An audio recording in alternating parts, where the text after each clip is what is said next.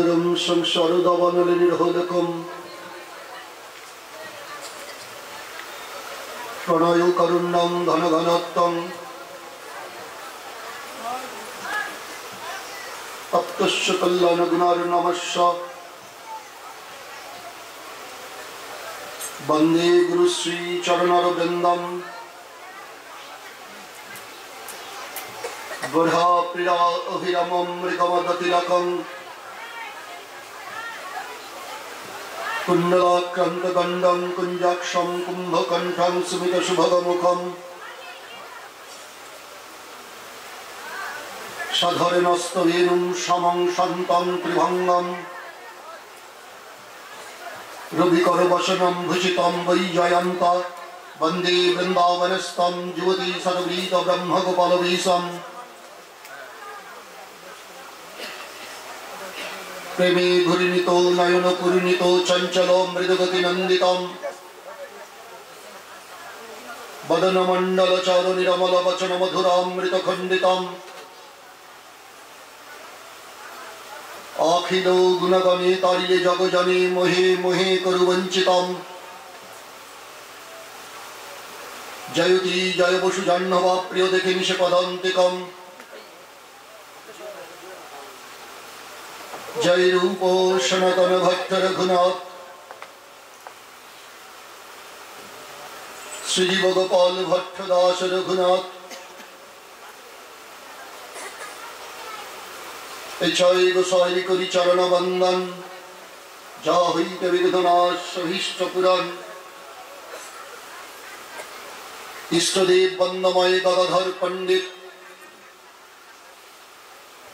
শ্রী গৌরাঙ্গ কীর্তন স্ফুরে যাহর ইঙ্গিত ইষ্টগোষ্ঠী সহিতে মহাপ্রভুর জয় জয় শুনিলে গৌরাঙ্গ কথা ভক্তি লভ্য হয় সব শ্রোতা বৈষ্ণবের করি চরণে নমস্কার সবার পদধূলি মস্তকে আমার পঙ্গুলঙ্ঘয়িত গিরিম যৎকৃপাতমহং বন্দে পরমানন্দ মাধবম পঙ্গুং লঙ্ঘয়িত শৈলম মুখমবর্তয়ে শ্রুতিম যৎকৃপাতমহং বন্দে শ্রীকৃষ্ণ চৈতন্যঈশ্বরম বঞ্ছাকল্পতরুভ্যশ্চ কৃপা সিন্ধুভ্যেব চ পতিতানাং পাবনেভ্যো বৈষ্ণবেভ্যো নমো নমঃ অজ্ঞানতিমিরান্ধস্য জ্ঞানাঞ্জনশলাকয়া চক্ষুरुन्मीलितं येन तस्मै श्री गुरवे नमः। साधुगुरु वैष्णव ও আমার প্রাণপ্রিয় সকল ভক্তগণ, আজ তৃতীয় দিন আমরা সকলে উপস্থিত হয়েছি এই 64 মহন্তের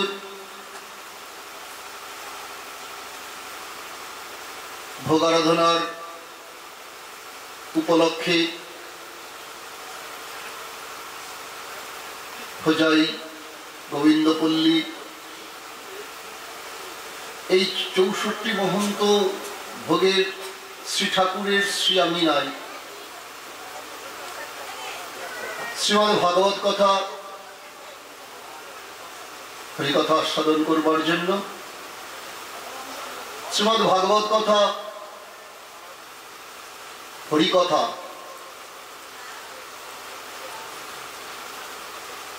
অনেক বড় কথা।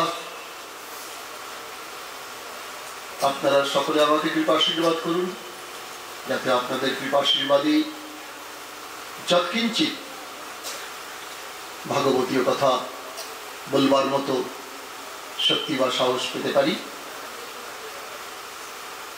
জয় নিতাই, জয় গৌর, হরে কৃষ্ণ। শ্রী গুরু শ্রী নিতাই গৌর সীতানাথ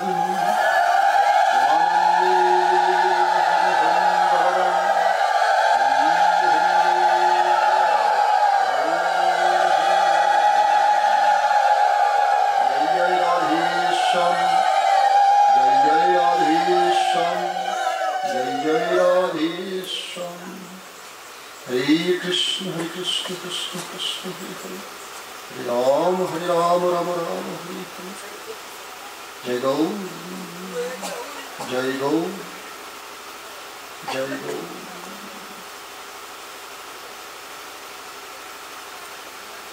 যেহেতু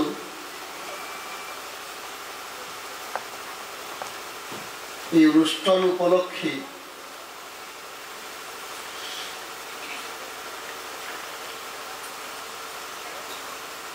এই অনুষ্ঠান আয়োজকদের শ্রী গুরু মহারাজ জি উপস্থিত, সেহেতু আপনাদের কাছে আজকে শ্রীমদ্ ভাগবত থেকে নিবেদন করবার চেষ্টা করছি। এই যে কলিযুগ, এই কলিযুগে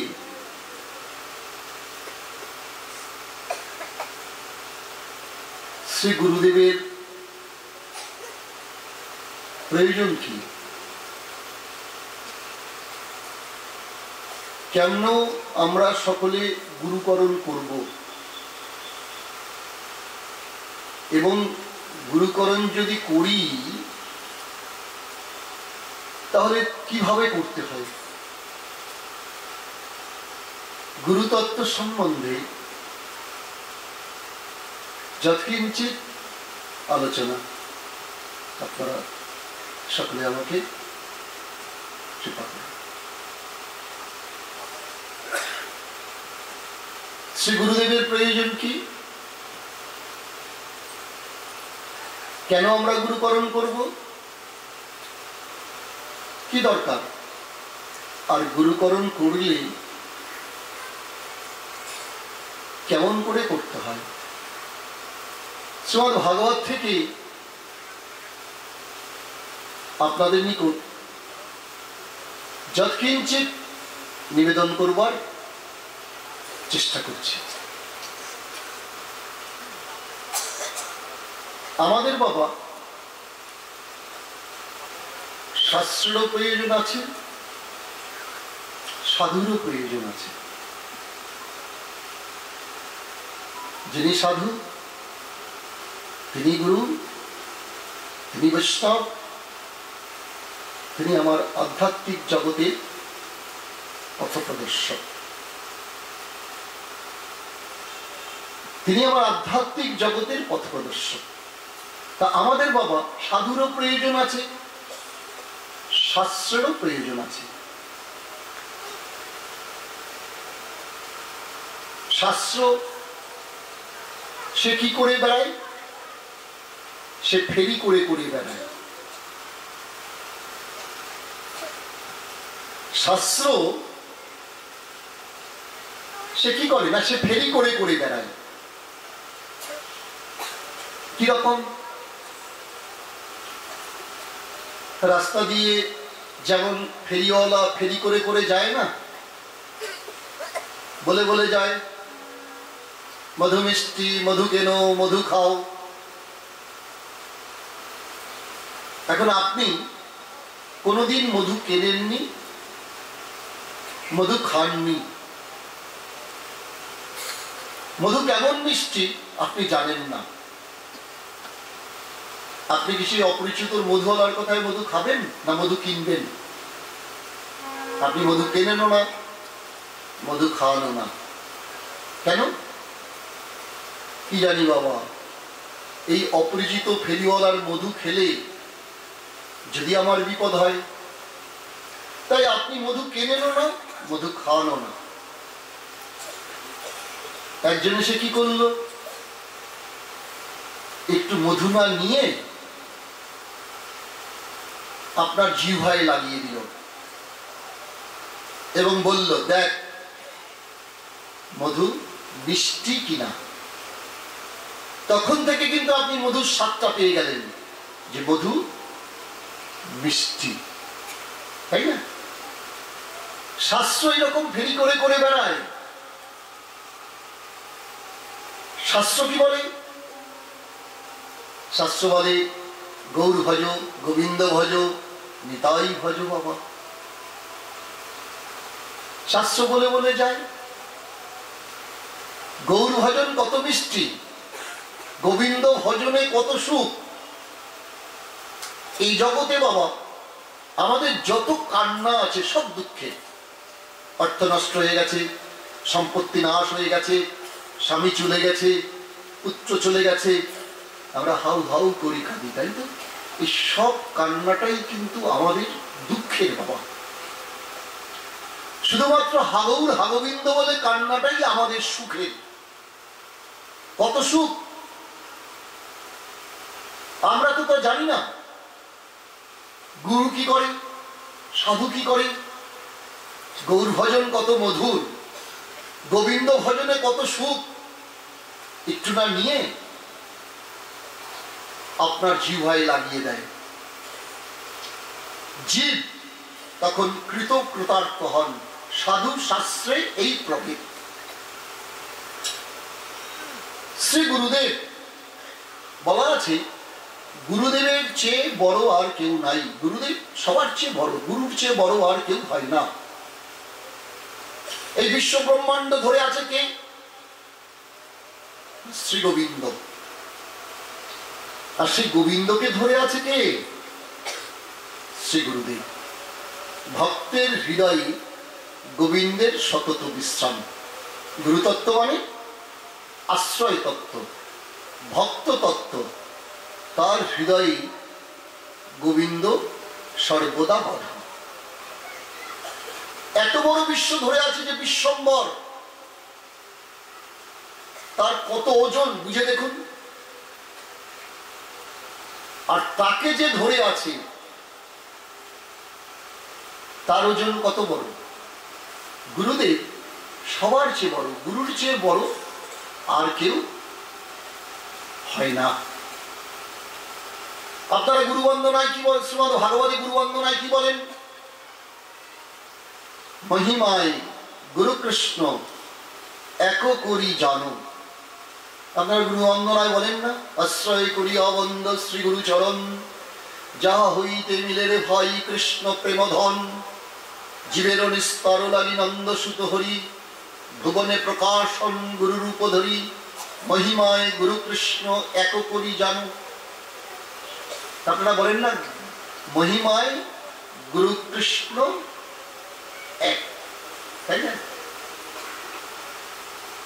আপনি ওই গুরু বন্দনার কথায় যদি মহিমায় গুরু কৃষ্ণকে এক করেন বা সমান করেন, তাহলেও কিন্তু আপনি গুরুচরণে অপরাধী।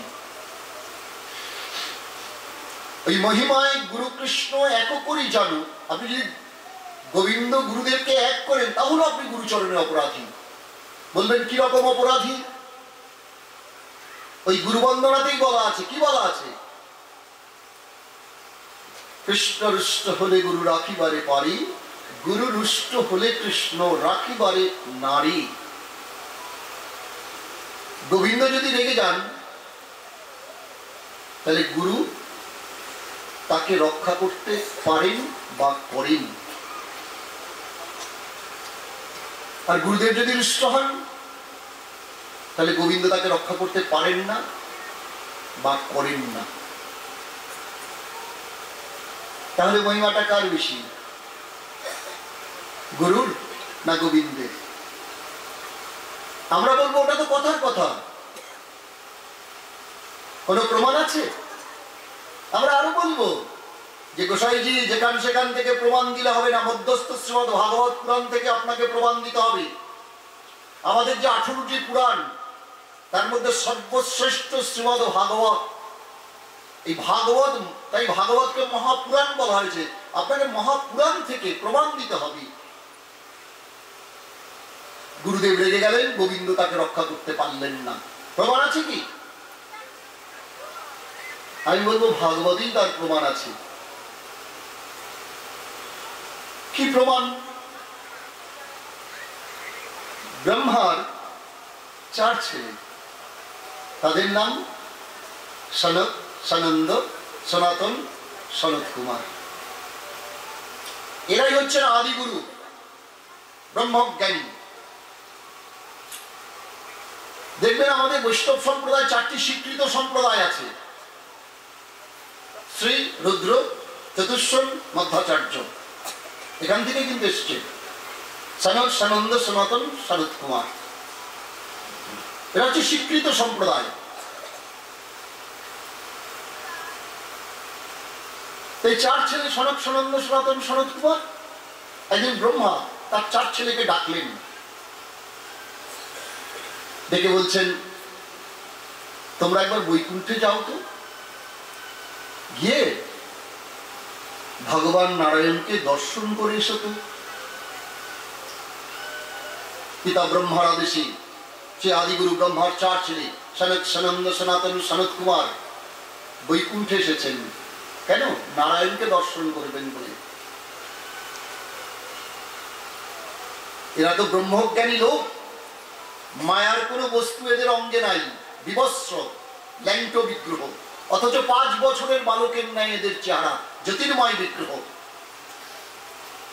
বৈকুণ্ঠের দরজায় এসেছেন নারায়ণকে দর্শন করবেন বলেন পিতা ব্রহ্মার আদেশে। বৈকুণ্ঠের দরজায় তো তখন 2 জন দাঁড়িয়ে আছেন, দারোয়ান। তাদের নাম জয় এবং বিজয়। জয় বিজয় তো বৈকুণ্ঠের দাঁড়ি। তারা স্বর্ণবেদ উত্তোলন করে ওই আদিগুরু ব্রহ্মার 4 ছেলে সনক, সনন্দ, সনাতন, শরৎ কুমারকে আটকে দিলেন। বললেন, ভগবানের সঙ্গে আপনাদের দেখা হবে না। বলো, কেন দেখা হবে না? কেন? বলছেন, ভগবান এখন লক্ষ্মীর সঙ্গে আছেন, সর্বোপরি আপনার ল্যাংটো বিগ্রহ, দিগম্বর বিগ্রহ, এই অবস্থায় আপনাদের সঙ্গে ঠাকুরের দেখা হবে না। যেই বলা অমনি এই আদিগুরু ব্রহ্মার 4 ছেলে সনক, সনন্দ, সনাতন, শরৎ কুমার কুপিত হলেন, অর্থাৎ রেগে গেলেন।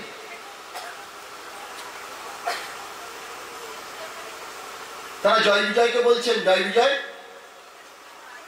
তোরা জানিস এই জায়গাটার নাম কি? এই জায়গাটার নাম হচ্ছে বৈকুণ্ঠ, বৈকুণ্ঠ ধাম। বাবা, বৈকুণ্ঠ কাকে বলে?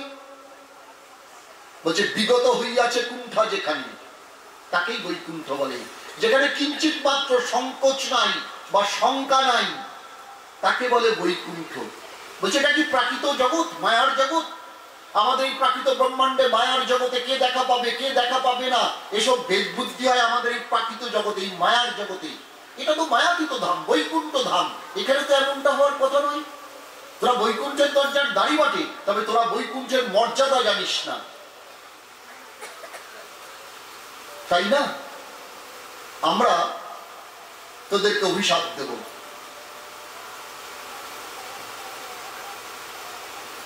তোরা অসুর জড়িতে চলে যা। জয় বিজয় এরাও কিন্তু 4টিখানি লোক নয়, এরাও কিন্তু বৈকুণ্ঠের দরজার দাঁড়ি, শঙ্খ চক্র গদা পদ্মধারী, নারায়ণ সম। আদিগুরু ব্রহ্মার 4 ছেলের অভিশাপে যখন জয় বিজয় অসুর জড়িতে নেমে আসছে, তখন সে আদিগুরু ব্রহ্মার 4 ছেলের চরণ জড়িয়ে ধরে কাঁদছেন দুজনে। বলছেন, গুরুবর, ঋষিবর, বড় অন্যায় করেছি তোমাদের কাছে, আমরা বুঝতে পারিনি, বড় অন্যায় করেছি। তাই তোমাদের দেওয়া অভিশাপ নিয়ে আমরা মর্তধামে নেমে যাচ্ছি। তবে যদি কৃপা করে বলেন, আমরা কবে আবার এই বৈকুণ্ঠ লোকে ফিরে আসতে পারবো, তাহলে আমরা ধন্য হই, যদি কৃপা করে বলেন। এই আদিগুরু ব্রহ্মার 4 ছেলে সনক, সনন্দ, সনাতন, শরৎ কুমার বলছেন, তোরা 3 জন্ম অসুর জনিতে থাকবি, আর তোদের যে কেউ উদ্ধার করতে পারবে না। তোদের প্রভু ওই বৈকুণ্ঠনাথকে মাটির পৃথিবীতে যেতে হবে তোদেরকে উদ্ধার করতে, তবে তোরা 3 জন্মে উদ্ধার হবি। তোদের প্রভু ওই বৈকুণ্ঠনাথকে আরেক জন্ম বেশি লাগবে, মোট 4 জন্ম। কেন না, সে অনুপযুক্ত কর্মচারী দরজায় নিয়োগ করেছে, তাই এই শাস্তির দায় তাকেও ভোগ করতে হবে। গুরুর অভিশাপে, ঋষির অভিশাপে জয় বিজয় অসুরজনিতে নেমে এলেন। এদের প্রথম অভিশপ্ত জীবন হিরণ্যাক্ষ, হিরণ্যকশিপু, ওই জয় বিজয়। এদের দ্বিতীয় অভিশপ্ত জীবন রাবণ, কুম্ভকর্ণ, ওই জয় বিজয়। এদের তৃতীয় অভিশপ্ত জীবন দন্তবক্র এবং শিশুপাল। ভগবান দন্তবক্র এবং শিশুপালকে শ্রীকৃষ্ণ স্বরূপে উদ্ধার করেছিলেন।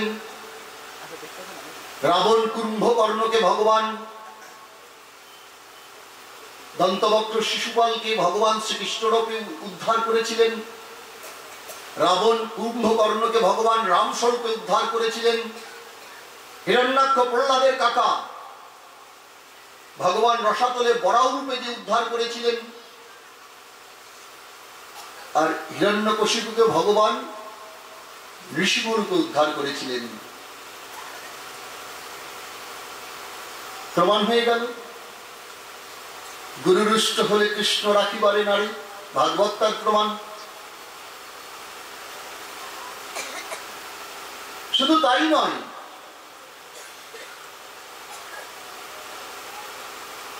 আদিগুরু ব্রহ্মার 4 ছেলে সনক, সনন্দ, সনাতন, সনত কুমারের সঙ্গে জয় বিজয়ের অভিশাপের পালা যখন শেষ হয়ে গেছে, বৈকুণ্ঠের অন্তঃপুরে তো নারায়ণ, মা লক্ষ্মী তার চরণ সেবা করছেন। তিনি লক্ষ্মীকে বলছেন, আমার চরণটা ছেড়ে দাও, চরণটা ছেড়ে দাও। তিনি বৈকুণ্ঠের ভেতর থেকে পদব্রজে ছুটতে ছুটতে আসছেন। অন্যান্য দিন ভগবান বৈকুণ্ঠের ভেতর থেকে আসেন গরুড়ের পিঠে চড়ে, আজ কিন্তু গরুড়ের পিঠে চড়ে আসছেন না, আজ আসছেন পদব্রজে, ছুটতে ছুটতে আসছেন। না কেন? বিশ্বনাথ চক্রবর্তীবাদ ভাগবতের টিকায় বলছেন, ভগবান মনে মনে চিন্তা করছেন যে ঋষিগণ, যে গুরুগণ আমার চরণ দর্শন করতে এসে আমার চরণ দর্শন না পেয়ে যে রেগে গেছেন, মানে কুপিত হয়েছেন, সেই চরণ যদি আমি এখন গরুড়ের পিঠে বহন করে নিয়ে যাই, তাহলে গুরুর অমর্যাদা হবে, ঋষির অমর্যাদা হবে। অন্যান্য দিন ভগবান বৈকুণ্ঠের ভেতর থেকে আসেন গরুড়ের পিঠে চড়ে, আজ কিন্তু গরুড়ের পিঠে চড়ে আসছেন না, আজ আসছেন পদব্রজে, ছুটতে ছুটতে আসছেন। না কেন? গুরুদেব সবার চেয়ে বড়, গুরুর চেয়ে বড় আর কেউ হয় না। ভাগবত তো মহাপুরাণ, মহাপুরাণ হলে তার 10টা লক্ষণ থাকে। এই 10টা লক্ষণ কি কি? আত্মসর্গ বিসর্গস্য স্থানং কুশয় মন্বন্তরে সার কথা নিরোধ মুক্তি আশ্রয়। এখানে স্থান বলতে গিয়ে শুকদেব গোস্বামীপাদ বলছেন শ্রীমদ্ ভাগবতে, এই বিশ্ব ব্রহ্মাণ্ডে কোথায় কি আছে সেই স্থানটা বলতে গিয়ে শুকদেব গোস্বামী বলছেন, বৈকুণ্ঠ থেকে 50 কোটি যোজন ঊর্ধ্বে গোলক, গোলকে ভগবান দ্বিভুজ মুরলীধারী, আর বৈকুণ্ঠে ভগবান চতুর্ভুজ শঙ্খ চক্র গদা পদ্মধারী। গোবিন্দেরই তো বিলাসমূর্তি নারায়ণ। বিলাসমূর্তি কাকে বলে? বলছে তত্ত্বতে এক, স্বরূপে ভিন্ন। উনি দ্বিভুজ মুরলীধারী, উনি চতুর্ভুজ শঙ্খ চক্র গদা পদ্মধারী। গুরুর অভিশাপ থেকে নিজ জন, নিজ রাজকর্মচারী জয় বিজয়কে ভগবান রক্ষা করতে পারেননি বা করেননি। প্রমাণ হয়ে গেল গুরুরুষ্ট হলে কৃষ্ণ রাখিবারে নারী। ভাগবত তার প্রমাণ। বলে কৃষ্ণ রুষ্ট হলে গুরু রাখিবারে পারে, তার প্রমাণ। তার প্রমাণের জন্য আমাদের বেশি দূর যেতে হবে না, এই কলিযুগেতেই তার প্রমাণ আছে। বাবা কি প্রমাণ? তখন সবে নবদ্বীপ এসেছেন আমাদের আরাধ্য দেব কলিযুগ অবতার শ্রীমান মহাপ্রভু। এসেছেন তার পার্শ্বদগণ, যাদের নাকি কালকে আহ্বান করা হবে, এবং পরশুদিন এই মহাপ্রভু সহ তার 564 মহন্তের এই যে ভোগ আরাধনার ব্যবস্থা করেছেন বহু বহু ভাগ্যের ফলে, যেটা নাকি এখানে হতে যাচ্ছে। যদি প্রভু কৃপা করেন তবেই, তা না হলে নয়। এসেছেন আমাদের আরাধ্যদেব কলিযুগ অবতার শ্রীমান মহাপ্রভু, এসেছেন তার পার্শ্বদগণ, এসেছেন নিত্যানন্দ প্রভু। এসেছেন অদ্বৈত প্রভু, এসেছেন আমার কুলের দেবতা রাধাভাব সুবলিত গদাধর পণ্ডিত, এসেছেন ভক্ত অবতার শ্রীবাস ঠাকুর, আরো পার্শ্বদগণ। গোরাচাঁদ নিতাই চাঁদকে আদেশ করেছেন, শ্রীপাদ তুমি যাও তো, নবদ্বীপের দরজায় দরজায় হরিনাম প্রচার করো তো। মহাজন বলছেন, একে সে উত্তম দাতা, নিতাই চাঁদকে বলছে একে সে উত্তম দাতা, তাতে গৌরাজ্ঞা পেল, ব্রহ্মার দুর্লভ নাম জগতে বিলাল। নিতাই মালিক গৌর হরিনামের ডালি মাথায় নিয়ে নবদ্বীপের দরজায় দরজায় হরিনাম প্রচার করছেন। পূর্ব পশ্চিম উত্তর তিন দিকে হরিনাম প্রচার হয়ে গেছে। আনন্দ প্রভু এসেছেন নবদ্বীপের দক্ষিণ দরজায়। সেখানে কে থাকতেন? নদিয়ার দুই ট্যাক্স কালেক্টর সৈয়দ আলাউদ্দিন হুসেন সাহেব, দুই রাজকর্মচারী, জগন্নাথ চট্টোপাধ্যায় এবং মাধবেন্দ্র চট্টোপাধ্যায়, যাদের অপর নাম আপনারা সবাই জানেন, জগাই এবং মাধাই। নিত্যানন্দ প্রভু যেই গিয়ে নিতাই গৌর হরিবল বলে দাঁড়িয়েছেন, ওই মদ্যপ মাধাই একটা মাটির ভাঙা কলসি তুলে নিয়ে নিতাই চাঁদের কপালে ছুঁড়ে মেরে দিয়েছে। কপালটা ফেটে গেছে। নিত্যানন্দ প্রভু তাড়াতাড়ি করে রক্তটা চেপে ধরেছেন। নিত্যানন্দ প্রভু কেন? বলে ধরণী ধরত, ধরণী ধরে আছে কে? শঙ্কর্ষণ বলরাম। বলা আছে নিত্যানন্দ রক্ত যদি পড়ে ভূমিতলে, দ্বাদশ বর্ষ ভূমি শস্যহীন রবি। তাই তাড়াতাড়ি করে রক্তটা চেপে ধরেছেন নিত্যানন্দ প্রভু। হ্যাঁ, এখন প্রিয় অঙ্গে আঘাত লেগেছে তো, নিতাই গৌরের অতি প্রিয়। বলা আছে অভিন্ন চৈতন্য তনু ঠাকুর অবধূত, নিত্যানন্দ বন্দ রোহিণী কাপুর।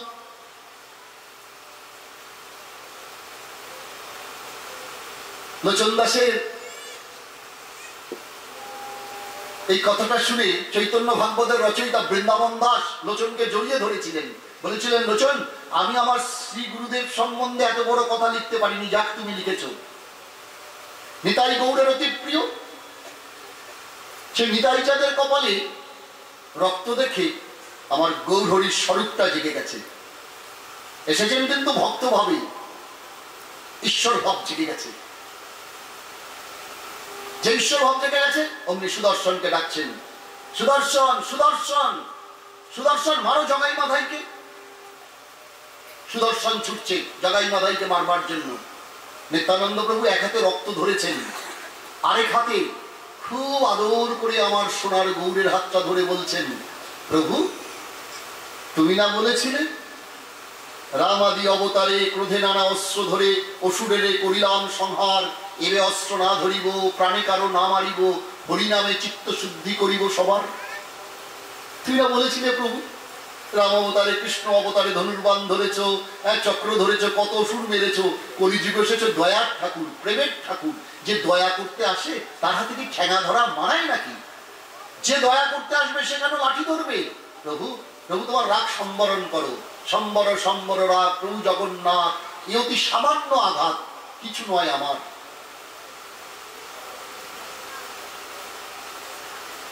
নিতাই চাঁদের কথায় গোরাচাঁদ সুদর্শন চক্র দিয়ে জগাই মাধাই গলা কাটতে পারেনি। সুদর্শন চক্র ফিরে গেছে, কাটতে পারেনি। জগাই মাধাই দেহের মধ্যে গলাটা রেখেই জিজ্ঞাসা করেছিলেন নিতাই চাঁদকে, এই তোমাদের গৌর কে গো? গৌর কে? নন্দসুত হরি, যাতে ভাগবতে কয় সেই কৃষ্ণ অবতীর্ণ চৈতন্য গোসাই। কৃষ্ণই তো গৌর হয়ে এসেছেন গো বাবা, আর তিনি তুলেছেন সুদর্শন চক্র। আর নিত্যানন্দ স্বরূপটি কি? জগৎগুরু নিত্যানন্দ।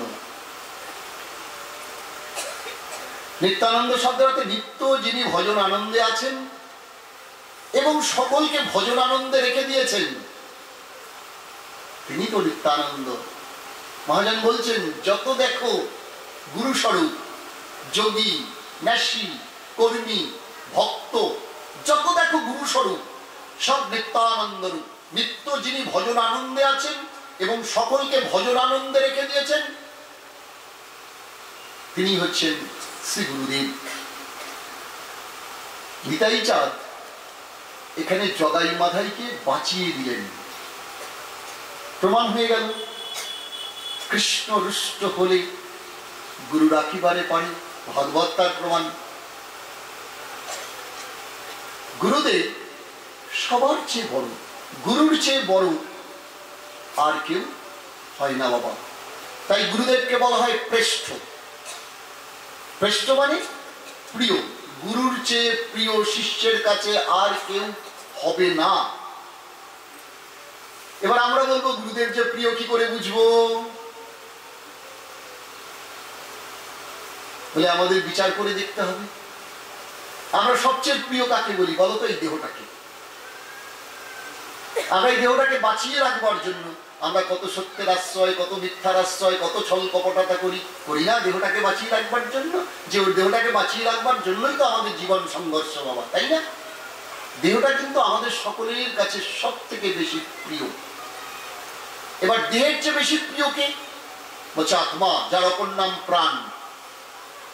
প্রাণ বেরিয়ে গেলে দেহটার কোনো মূল্য আছে? কোনো মূল্য নেই। এটা দাও করে দেবে কিংবা সমাধিস্থ করে দেবে। বলে কি করে বুঝবো? দেহটা তো প্রিয় বুঝলাম, কিন্তু দেহের থেকে আত্মা বেশি প্রিয় কি করে বুঝবো? ধরো আমার তর্জনীতে একটা ঘা হয়েছে, আমি ডাক্তারবাবুর কাছে গেছি, ডাক্তারবাবু আমাকে দেখে বললেন হাতটা পুরো কেটে বাদ দিয়ে দাও, তা না হলে এই ঘা সারা দেহে ছড়িয়ে যাবে, তুমি প্রাণে মরে যাবে। এখন বলো হাতটা কেটে বাদ দেবে না প্রাণে মরতে চাও, কোনটা চাও? আমি ডাক্তারকে কি বলবো? দাও ডাক্তার হাতটা কেটে বাদ দিয়ে দাও, তবু প্রাণে তো বাঁচি। যে হাতটা কেটে দিলে আমি বিকলাঙ্গ হয়ে যাবো, দেখতে অসুন্দর হবে, লোকে কত বাজে কথা বলবে, তবু বলছি হাতটা কেটে বাদ দিয়ে দাও, প্রাণটা থাক। এর থেকে প্রমাণ হয় দেহের চেয়ে বেশি প্রিয় আত্মা। আর আত্মার চেয়ে বেশি প্রিয় কি? আত্মার চেয়ে বেশি প্রিয় হচ্ছে পরমাত্মা। আত্মার চেয়ে বেশি প্রিয় পরমাত্মা। এই পরমাত্মার স্বরূপে কোনো লীলা নাই। যোগীগণ দর্শন করেন একটা জ্যোতি বিশেষ বা আলো বিশেষ। পরমাত্মা স্বরূপ গীতায় বলা আছে, উত্তম পুরুষস্তন্য পরমাত্মা ক্ষুধারিত জগৎত্রয়ম্মা বিশ্ব বিভক্তির বয় ঈশ্বর।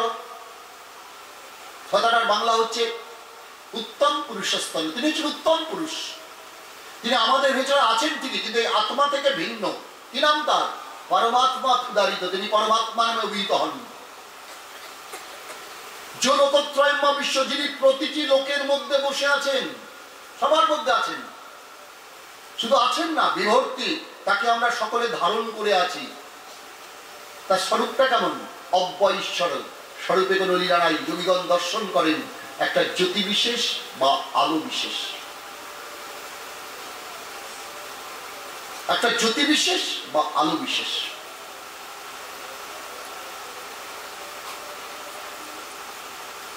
যাতে লীলা নাই, শুধুমাত্র আলো, তা দেখে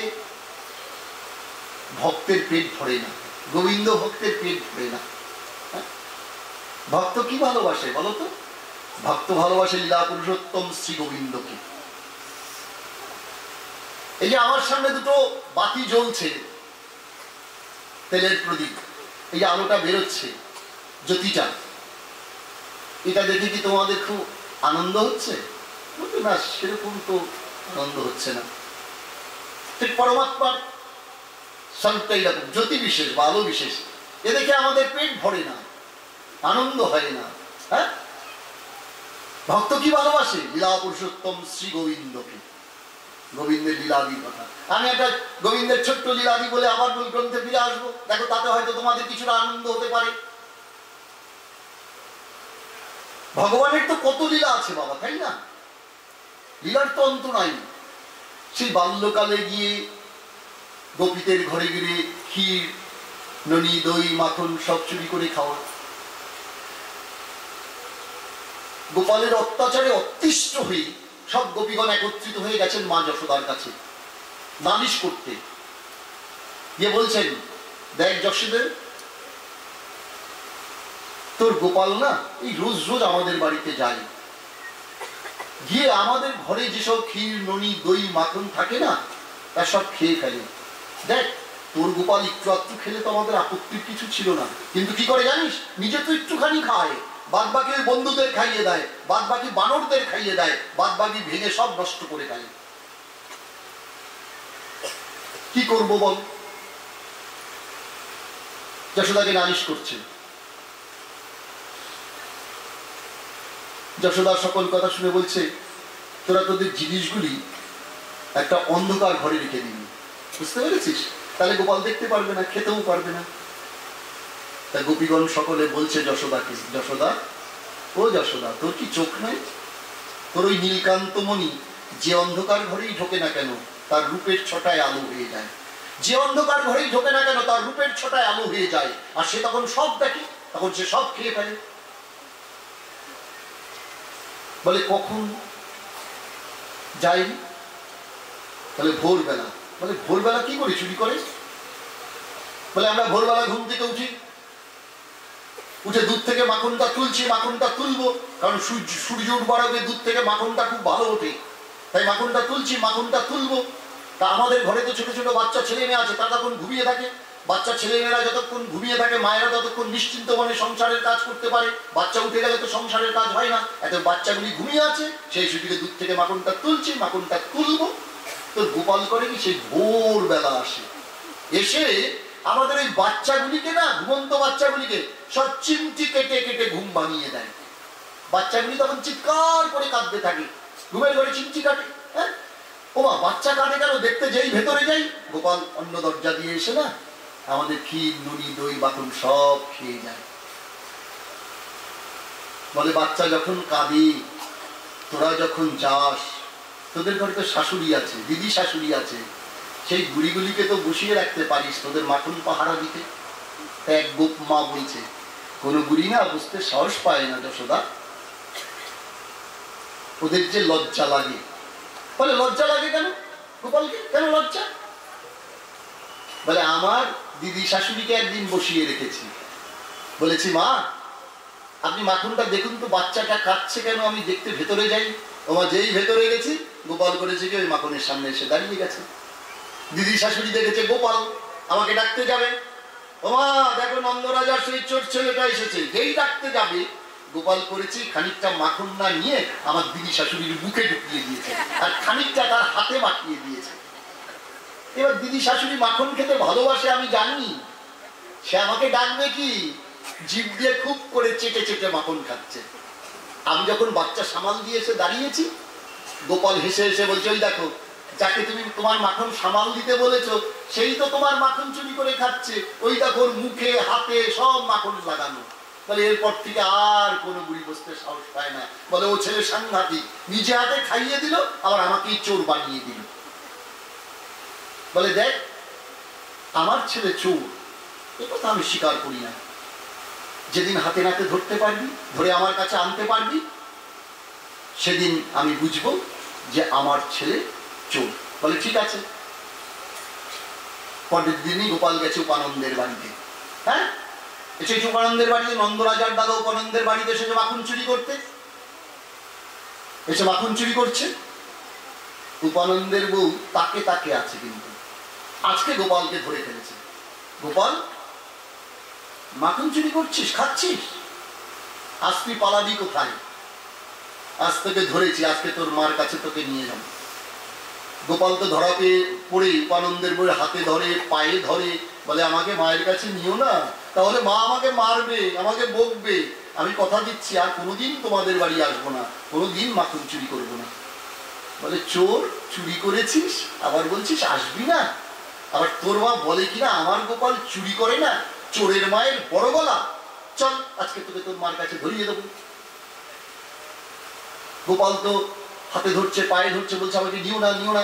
উপানন্দের বউ জোর করে কোলে করে গোপালকে নিয়ে চলছে নন্দরাজার বাড়ির দিকে। এখন উপানন্দের বাড়ির দিকে নন্দরাজার বাড়ি যেতে গেলে মাঝখানে ফাঁকা একটা মাঠ পড়ে, সেই ফাঁকা মাঠে গোপালের বন্ধুরা সকলে খেলা করছে। দাদা বলরাম, শ্রীরাম, সুদাম, মধুমঙ্গল সকলে খেলা করছে, আর উপানন্দের বউ তো কোলে করে গোপালকে নিয়ে চলছে। গোপাল তো চিৎকার করে কাঁদছে। ওই বন্ধুদের দেখে উপানন্দের বউ থমকে দাঁড়িয়ে গেছে, মনে মনে চিন্তা করছে ওদের বন্ধু গোপাল কে যদি ওদের সামনে দিয়ে এখন নিয়ে যাই, তাহলে ওরা তো সকলেই আমার কোল থেকে গোপালকে কেড়ে নেবে। ও তো চিৎকার করে কাঁদছে, ওর গলার আওয়াজ পেলেই তো কেড়ে নেবে। তাহলে আমি ওর মার কাছে কি করে আমি ওকে ধরিয়ে দেবো? চোরকে যদি কেড়ে নেয়, তা দারোগার কাছে চোরকে ধরিয়ে দেবো কি করে? তাই থমকে দাঁড়িয়ে গেছে। থমকে দাঁড়িয়ে গিয়ে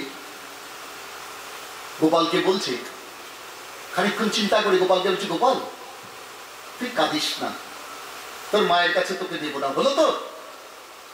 বলে শাড়ির আঁচল দিয়ে গোপালের মাথা থেকে চরণ পর্যন্ত মুড়িয়ে দিলেন, ঢেকে দিলেন। গোপালও আর কাঁদে না। হ্যাঁ, উপানন্দের বইয়ের গলাটা ধরে না খিলখিল করে গোপাল এবার হাসছে। আর উপানন্দের বইয়ের তো মনে অন্য কথা। হ্যাঁ, বলছে হাসো না, হাসো, একটুবারই মায়ের পেটান খেলে তখন কান্না হবে। উপানন্দের বউ যাচ্ছে, গোপাল আর কাঁদে না, গোপালের গলার আওয়াজ আর পাওয়া যায় না। বন্ধুরা সকলে মাটি খেলা করছে, কেউ টের পেল না। যাচ্ছে, যেতে যেতে নন্দালয়ে গিয়ে উপস্থিত। অন্যান্য দিনের মতো ব্রজমায়েদের নিয়ে বসে আছেন যশোদা। এমন সময় উপানন্দের বউ নন্দালয়ে ঢুকেই চিৎকার করে বলছেন, ওহে নন্দরানী, ও নন্দরানী, তোমার ছেলে গোপাল এই যে সকালবেলা আমার বাড়িতে চুরি করতে গেছিল, মাখন চুরি করতে গেছিল, এই দেখো তাকে হাতে নাতে ধরে নিয়ে এসছি। তুমি তো বিশ্বাস করো না, এই আজকে কোথায় যাবে, আজকে তো হাতে নাতে ধরে নিয়ে এসছি। যশোদা বলছে, কে রে? তাহলে তোর আবার কটা ছেলে? তোর গোপাল? হ্যাঁ হ্যাঁ, তোর গোপাল গেছিল চুরি করতে, এই তো তাকে হাতে নাতে ধরে নিয়ে এসছি। বলে কি বলছিস? বলে কি বলবো আবার? বলে গোপাল একটু আগে ঘুম থেকে উঠলো, তাকে হাত মুখ ধুইয়ে মাঠে বন্ধুরা খেলা করছে সেখানে পাঠিয়ে দিলাম, আর তুই বলছিস আমার ছেলে তোর বাড়িতে মাখন চুরি করতে গেছে? কি যা তা বলছিস? এবার বেশ ঝাঁঝিয়ে বলছে উপানন্দের বউ, হ্যাঁ রে, হ্যাঁ ধরেছি রে, চোরকে ধরেছি, তোরা সবাই দেখ। বলে শাড়ির আঁচল খুলে না গোপালকে কোল থেকে নামিয়ে দিয়েছে, নামিয়ে দিয়েছে। এবার যশোদা বলছে দেখ তোর গোপালকে ভালো করে একবার দেখ। যশোদা বলছে, তুই কোল থেকে কাকে নামালি? ভালো করে দেখ তো এটা কি? কারণ কোল থেকে কাকে নামিয়ে দিয়েছে তখন উপানন্দের বউ দেখেনি। উপানন্দের মধ্যে তাকিয়ে দেখে বলছো, মা এটা তো আমার পেটের ছেলে, এ তো আমার ছেলে। বলে ওরে তোর ছেলেকে তুই ধরেছিস, সকলেরটা চুরি করে খায়, আর আমার কাছে এসে বলছিস আমার গোপাল। চোখের মাথা খেয়েছিস নাকি? ওই ছোট্ট ছেলেটা বলছে, হ্যাঁ কিছুদিন হয় না মা আমার চোখে কম দেখছে। বলে তাই না? বলে হ্যাঁ কম দেখছে। বলে তোকে ক্ষীর ননি দই মাখন দেয় না? বলে না কিচ্ছু দেয় না আমার মা, জানো আমাকে। বলে তুই বাবা এখানে বস, আমি তোকে খাওয়াচ্ছি। বলে যশোদা ক্ষীর ননি মাখন এনে খাইয়ে দিচ্ছে। এবার উপানন্দের মতো খুব লজ্জায় পড়ে গেছে, হাটের মাঝখানে হাড়ি বেঁধে গেছে, তো ওই ব্রজমায়েরা সব মিচি মিচি হাসছে। হ্যাঁ, হাটের মাঝখানে হাড়ি বেঁধে গেছে, মাথাটা নিচু করে নন্দালয় থেকে আবার চলে যাচ্ছে নিজের বাড়ির দিকে। যেতে যেতে আবার সেই ফাঁকা মাঠটা পড়ে, দেখছে সেই ফাঁকা মাঠে বন্ধুদের সঙ্গে গোপাল খেলা করছে। হ্যাঁ, সেই বন্ধুদের সঙ্গে কৃষ্ণ খেলা করছে। তা গোপালকে দেখে দূর থেকে উপানন্দের মন তো মানে না, ধরে নিয়ে আসলো গোপাল, হয়ে গেল নিজের ছেলে। হ্যাঁ, তা ডাকছে, এই গোপাল, এই গোপাল শোন, এদিকে আয় একবার, শোন শোন। গোপাল তো মনে মনে অপেক্ষা করেই আছে আমাকে কখন ডাকবে, ডাকলেই তো আমি যাবো। গোপাল এগিয়ে এসেছে, উপানন্দের বউ গোপালকে ধরেছে, ধরে দেখছে, টিপে টিপে দেখছে, না এটাই তো গোপাল। তখন যাকে কোল থেকে নামালাম সে তো আমার পেটের ছেলে। আচ্ছা গোপাল, তুই একটা সত্যি কথা বলবি? বলে তোমরা তো সবাই আমাকে চোর বলো, চোর আবার সত্যি কথা বলতে পারে নাকি? বলে হ্যাঁ তা তো ঠিকই। আচ্ছা তুই কি সকালবেলা আমার বাড়িতে মাখন চুরি করতে গেছিলি? মনে সন্দেহ তো। বলে হ্যাঁ গেছিলাম তো। বলে তারপর কি হলো যদি বলতে পারিস? যেই বলেছে হ্যাঁ গেছিলাম, বলে তারপর কি হলো বললে আমি বুঝবো। বলে তারপর তুমি আমাকে ধরে ফেললে, আমি তোমার হাতে ধরলাম, পায়ে ধরলাম, বললাম মায়ের কাছে আমাকে নিয়ে যেও না, কিন্তু তুই জোর করে মায়ের কাছে নিয়ে আসলে। বলে তারপর তুমি যখন মাঠের সামনে দিয়ে যাচ্ছিলে, আমার বন্ধুরা সকলে খেলা করছিল, তখন তুমি মনে মনে চিন্তা করছিলে। কি চিন্তা করছিলাম বলতো? তুমি চিন্তা করছিলে যে ওর বন্ধুরা তো সকলে মাঠে খেলা করছে, হ্যাঁ, ওদের বন্ধু গোপালকে যদি ওদের কাছ দিয়ে নিয়ে যাই আর তো চিৎকার করে কাঁদছে, তাহলে ওরা তো আমার কোল থেকে গোপালকে কেড়ে নেবে, ওরা অতগুলি বন্ধু আছে আর আমি একা, আমি কি করে সামাল দেবো, এই চিন্তা তুমি করেছিলে। বলে হ্যাঁ, তারপর কি হলো? তারপর তুমি আমার একটা তুমি একটা মিছা কথা বললে, বললে তোর মায়ের কাছে তোকে নেবো না, বলে একটা মিছা কথা বলে হ্যাঁ তুমি শাড়ির আঁচল দিয়ে আমার মাথা থেকে চরণ পর্যন্ত মুড়িয়ে দিয়ে আমি আর কাঁদলাম না। বলে হ্যাঁ, বলে তারপর তুমি আমার তোর মায়ের কাছে নিয়ে গেলি। গোপাল এইসব কথা রাখ, তুই বলতো তাহলে তুই আমার ছেলেটা কখন হলি? বলে দেখো তখনই হয়ে গেছি, যেই তুমি শাড়ির আঁচল দিয়ে আমার মাথা থেকে চরণ অব্দি বুড়িয়ে দিয়েছো, আমি তো বিশ্বরূপ, বহুরূপ আমার, আমি তোমার ছেলের রূপ ধরে নিয়েছি। তুমি যখন শাড়ির আঁচল খুলে আমাকে মায়ের কাছে নামিয়ে দিলে তখন ওটা তুমি তোমার ছেলে দেখলে, ওটা কিন্তু তোমার ছেলে নয়, তোমার ছেলে কিন্তু মাঠে খেলা করছে, আমি তোমার ছেলের রূপ ধরে নিলাম। বলে কি সাংঘাতিক ছেলে রে তুই, তুই আমার ছেলের রূপ ধরে নিতে পারিস? বলে দেখো এবার তো আমি তোমার ছেলের রূপ ধরলাম, কিন্তু আমি কিন্তু আবার তোমার বাড়িতে যাব মাখন চুরি করতে। তবে শোনো, এইবার যদি তুমি আবার অমনি করে ধরে কোলে করে আমাকে আমার মায়ের কাছে নিয়ে আসো না, তাহলে কিন্তু আমি তোমার ছেলের রূপ ধারণ করব না, আমি তোমার স্বামীর রূপ ধারণ করব, তুমি কিন্তু আরো লজ্জায় পুড়ে যাবা। হ্যাঁ, এই হলো ধন্য বাবা ধন্য। হ্যাঁ, উপানন্দের বলছে ধন্য বাবা ধন্য। এই হচ্ছে লীলা পুরুষোত্তম।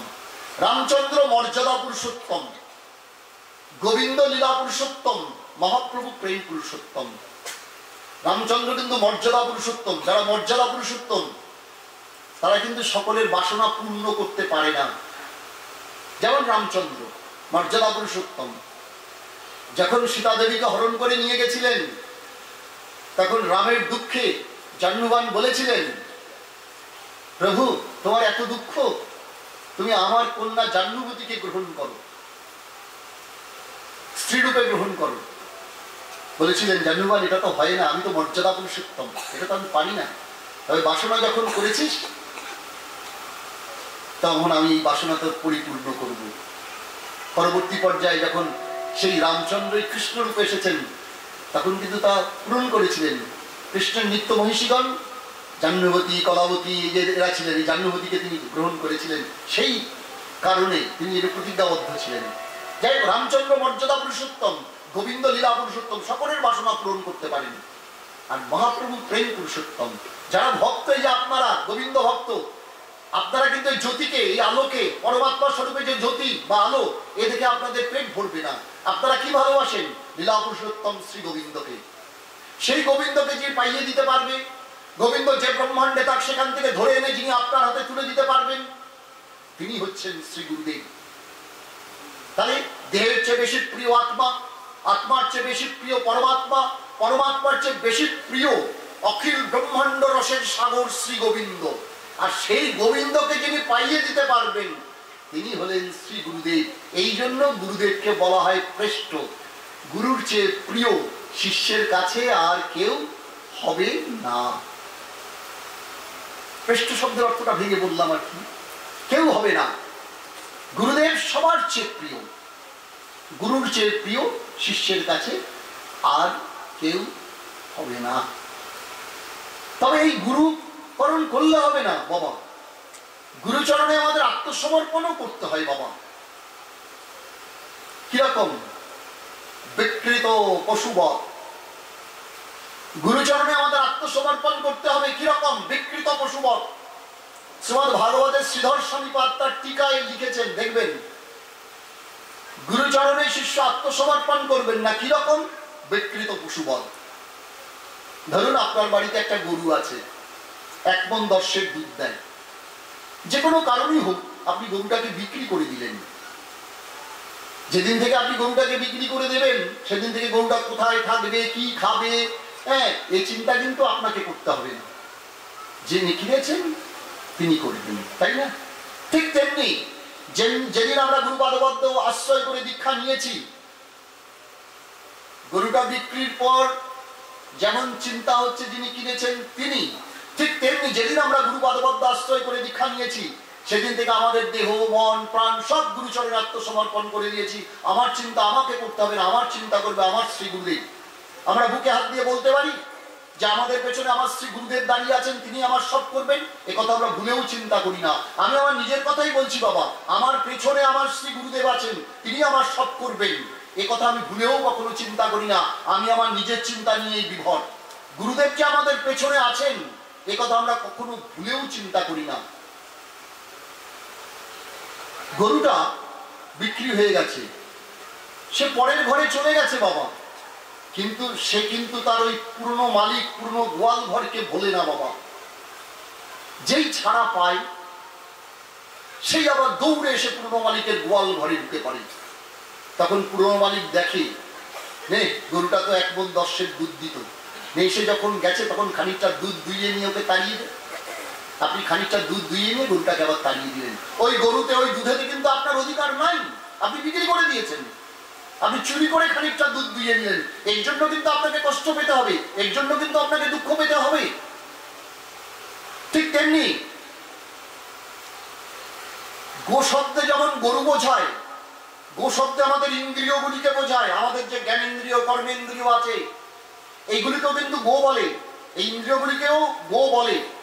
গো শব্দে যেমন গরু বোঝায়, গো শব্দে আমাদের ইন্দ্রিয়গুলিকে বোঝায়। যেদিন আমরা গুরুপাদবদ্ধ আশ্রয় করে দীক্ষা নিয়েছি, আত্মসমর্পণ করেছি, আত্মসমর্পণের একটা মন্ত্র আছে, মাং মুদিও অহং দদে, হে প্রভু আমাকে নয় আমার সর্বস্ব নাও। যে আত্মসমর্পণ করে দিলেন সেই এই ইন্দ্রিয়গুলি গুরুপাদবদ্ধের হয়ে গেল। কিন্তু আমাদের এই মন কিছুতেই গুরুপাদবদ্ধে থাকতে চায় না। 2 মাস 1 মাস আবার ওই পুরনো মালিকের গোয়াল ঘরের মতো হ্যাঁ আমার কাছে ছুটে আসে, গুরুপাদবদ্ধ থেকে আমার নিজের কাছে চলে আসে। আমি তখন ইন্দ্রিয়গুলিকে দিয়ে কি করি? সংসারের সুখরূপ দুগ্ধ দহন করে খাই। এর জন্য আমরা কষ্ট পাই, এর জন্য আমরা দুঃখ পাই। আমাদের আত্মসমর্পণ হয়নি। দলিল হয়ে গেছে, দীক্ষা নিয়েছি বলে বেড়াই, মানে দলিল হয়ে গেছে, কিন্তু আমরা দখল দিতে চাই না। একটা জমি বিক্রি হয়ে গেছে, তার নামে রেজিস্ট্রি হয়ে গেছে, হ্যাঁ, কিন্তু তাকে দখল দেওয়া হচ্ছে না। দখল দিলে কি হতো? সে তার নিজের ইচ্ছা অনুযায়ী চাষ করতেন বা যাই হোক করতেন একটা সেই বালি বা দ্রুপ। আমরাও যদি গুরুদেবকে দখল দিতে পারতাম, গুরুদেবের ইচ্ছা অনুযায়ী চাষ করতেন। বলে গুরুদেবের আবার চাষ কি? গুরুদেবের চাষ গৌর বলে কাঁদাতেন, গোবিন্দ বলে কাঁদাতেন। আমরা কি গৌর গোবিন্দ বলে কাঁদি? কাঁদি না তো। গৌরাঙ্গ বলিতে হবে পুলক শরীর, হরি হরি বলিতে নয়নে বহে নীর। হয় দ্বন্দ্বে দ্বন্দ্বে তিলে তিলে গোড়া রূপ না হেরিলে মরমে মরিয়া যেন থাকি। সাধ হয় নিরন্তর হেমকান্তি কলেবর, সতত ইহারও মাঝে রাখি। তিলকানা দেখি তাই পাজরও ধসিয়া যাই, ধৈর্য ধরিতে না পারি। অনুরাগের জুড়ি দিয়া অন্তরে কি করে শিয়া না জানি তার কতই ধারধারি। সুরধ্বনি কুলে গিয়া কুল দিব ভাসাইয়া, অনল জ্বালাই দিব লাগি। গৌরাঙ্গ সম্মুখে রাখি, দিন যায় মিছামিছি কাজে। আমাদের তো সেই অনুরাগ নাই বাবা, মানে দলিল হয়ে গেছে, আমরা দখল দিতে চাই না। দুষ্ট লোক আমরা, আমাদের আত্মসমর্পণ হয়নি। যদি বলেন আত্মসমর্পণ এরকম করেছিলেন কে বলুন? আত্মসমর্পণ করেছিলেন মহারাজ ভরত, যার নামে আজ আমাদের এই দেশের নাম ভারতবর্ষ। ঋষভদেবের 100টা ছেলে ছিল, তার মধ্যে বড় ছেলের নাম ছিল ভরত। এছাড়া 81 জন ছিলেন কর্মতন্ত্র প্রণেতা ব্রাহ্মণ, 81 জন কর্মতন্ত্র প্রণেতা ব্রাহ্মণ ছিলেন, আর 9 জন ছিলেন রাজা। এই ঋষভদেবের 100 ছেলে। ভরত যখন এদেশের রাজা হয়েছিলেন তখনই আমাদের দেশের নাম ভারতবর্ষ হয়েছিল। তার আগে ভারতবর্ষের নাম কি ছিল? অজানা ভববর্ষ। অজানা ভববর্ষ। সেই ভরত, যেই জন্মে তিনি জড়ভরত। জড়ভরতের কাহিনী আপনারা অনেকেই জানেন, শ্রীমদ্ ভাগবতে আছে। জড়ভরত কারোর সঙ্গে কথা বলেন না। ব্রাহ্মণের ছেলে বলে বাবা গলায় একটা পৈতা দিয়ে দিয়েছেন। 6 মাস ধরে চেষ্টা করেছেন গায়ত্রী মন্ত্রটা, ব্রহ্ম গায়ত্রী মন্ত্রটা মুখস্থ করবার, মুখস্থই করতে পারে না। জড়ভরত মুখস্থই করতে পারে না। আরে ও তো জানালো ভেতরে ভেতরে ভজন, বাইরে তার প্রকাশ নাই। ভরতের দাদারা বলেছে শুধু শুধু বাড়িতে বসে খাওয়া হবে না। বলি না আমরা ছেলে পেলে বড় হয়ে গেলে এই কাজকর্ম কর, তাহলে খাবি কি? হ্যাঁ, আর খাওয়াতে পারবো না। শুধু শুধু বাড়িতে বসে খাওয়া হবে না। ওই ধানের জমি তো ধান পেকে গেছে, যাও ধান পাহারা দাও, পাছে চুরি হয়ে যায়। ভরতকে এনে জমিতে আলের ধারে বসিয়ে দিয়েছে, বসেই আছে ভরত, ধান পাহারা দিচ্ছে, পাছে ধান চুরি হয়ে যায়। কিছু দূরে ডাকাতদের একটা কালী বাড়ি, ডাকাতে কালী বা ভদ্র কালী। অমাবস্যার রাত ডাকাতরা মায়ের কাছে বলি দেবেন বলে একটা পাঁঠা এনেছেন, এনে বেঁধে রেখে চলে গেছেন, সন্ধ্যার পর আসবে। সন্ধ্যার পর ডাকাতরা সবে এসেছে, এসে দেখছে পাঁঠাটা দড়ি ছিঁড়ে পালিয়ে গেছে। কোথায় গেল? খোঁজ খোঁজ খোঁজ খোঁজ খোঁজ খোঁজ, আর তো পেল না। খুঁজতে খুঁজতে দেখছে জমিতে আলের ধারে মোটা কালো গলায় একটা পৈতা মানুষ চুপ করে বসে আছে। ডাকাতরা বলল, ভালোই হয়েছে, আজকে মায়ের কাছে পশু বলির পরিবর্তে নরবলি দেব, ভালোই হয়েছে, ওটাকেই তুলে নেই।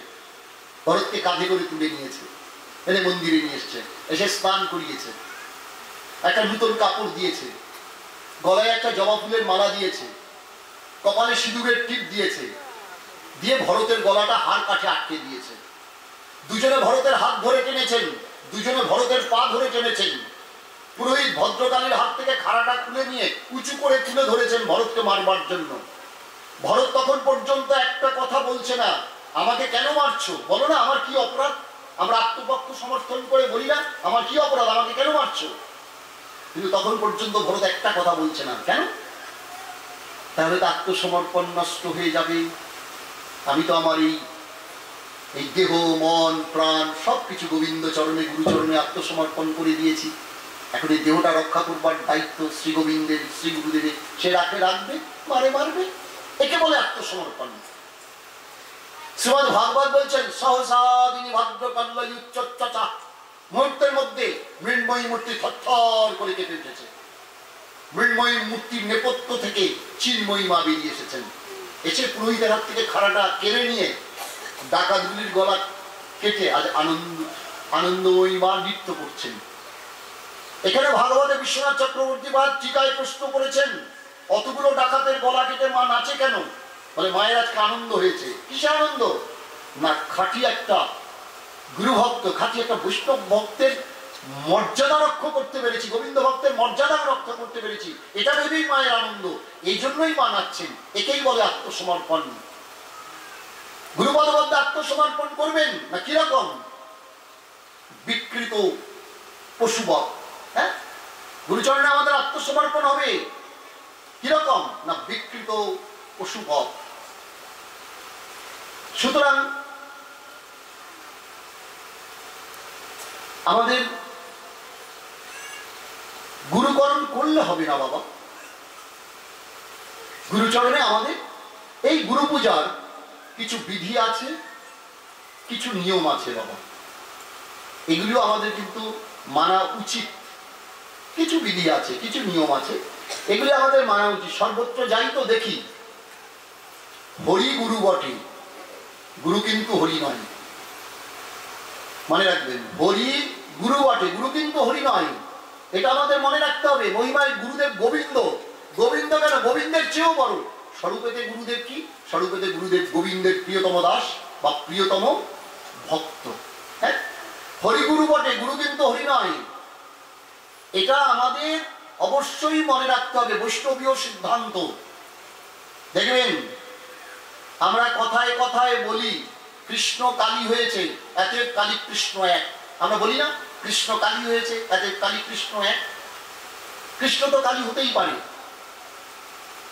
সে তো সর্বশক্তিমান।